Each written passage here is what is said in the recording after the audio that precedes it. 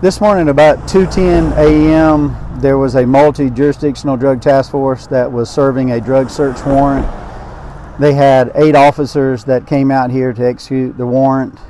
They had 5 on the entry team and 3 were on perimeter. My understanding is that they knocked on the door and announced that they had a search warrant, that they were law enforcement. No one came to the door. I don't know if they announced more than once. They gained entry into the house, and as they were coming into the front room, the entry team were shot upon. There was actually an occupant inside the house that fired at least 1 round at the officers. I don't know if he fired more than that yet. We're here on the scene to try to make that determination. 2 of the officers were struck. They were both Byron PD officers. They were transported from the scene here and taken up to the Navicent Health Center in Macon. 1 has already been treated and released and is going to be okay. The other one received a little more serious injury, and as my understanding, he's in surgery right now.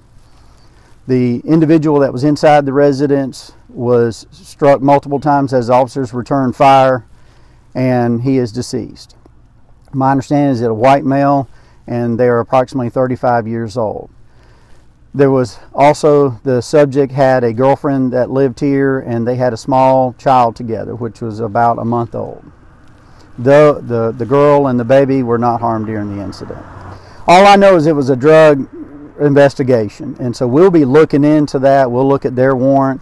What we're doing is conducting an independent investigation into the actual shooting. So we've actually gone out and secured our own search warrant so we can go in and collect evidence, and if we find evidence that is pertaining to their investigation, we'll be turning that stuff over to them. And what about the deceased suspect? Is he still inside the building?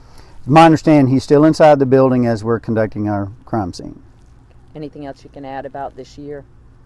It's just been tough because as I was driving out here, I actually drove past the scene that we had on November 6th. This location is only about 4.5 or 5 miles from that location.